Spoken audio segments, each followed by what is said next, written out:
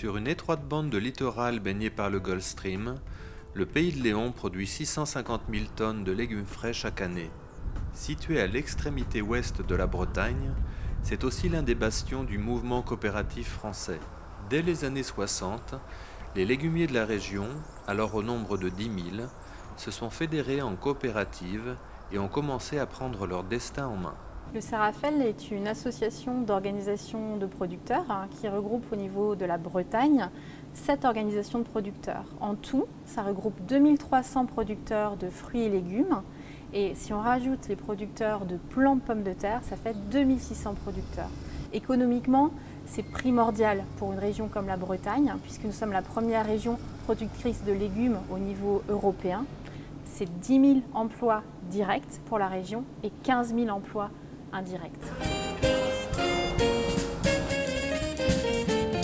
Rapidement, après la Seconde Guerre mondiale et au début des années 60, les producteurs se sont fédérés entre eux, ont créé des groupements, des coopératives, parce qu'ils se rendaient compte que tout seul, on ne peut pas faire grand-chose.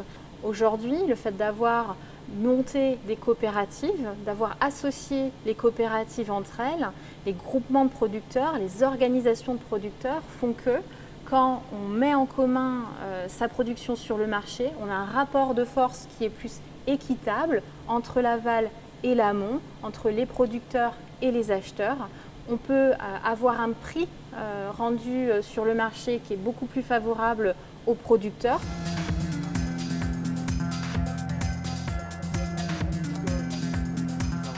À tous les niveaux d'action, quand on fédère les moyens, on atteint des niveaux d'investissement qui permettent, en recherche et développement, d'avoir des structures dans lesquelles on se situe aujourd'hui, donc de recherche, d'expérimentation agricole. Au niveau du marketing, d'avoir simplement un service marketing avec des personnes qui sont en charge de la promotion des produits, faire vivre une marque commune. Ces moyens-là, on ne peut pas les obtenir si on est tout seul. Il faut fédérer, il faut mutualiser les investissements pour pouvoir créer de belles choses. La force du mouvement coopératif breton s'est également illustrée dans le secteur laitier. Au cours des années, les coopératives laitières bretonnes ont dû se regrouper pour faire face à un contexte de plus en plus compétitif. Elles sont parvenues à le faire en maintenant un lien très fort avec leurs adhérents.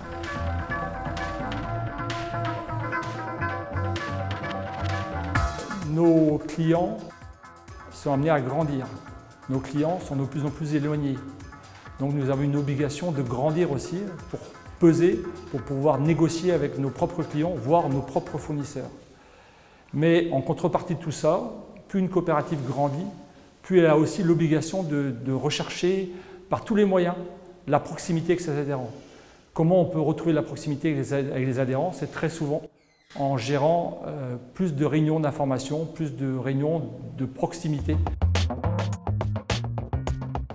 Associés en coopérative, les agriculteurs bretons parviennent à peser sur le marché et à obtenir des revenus plus attractifs.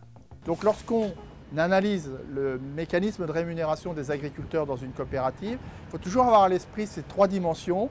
La dimension prix de base, prix de marché, la dimension restitution sous forme de ristourne, l'efficacité de la coopérative, et la dimension valeur ajoutée produite qui se forme sous la forme de dividendes dans les outils d'aval sur les produits de distribution au grand public.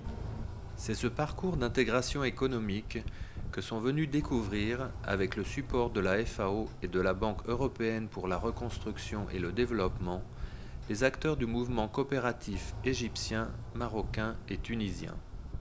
À l'instar de leurs confrères bretons, les agriculteurs de la rive sud de la Méditerranée devront eux aussi faire preuve de toujours plus d'unité face aux exigences accrues des filières agroalimentaires.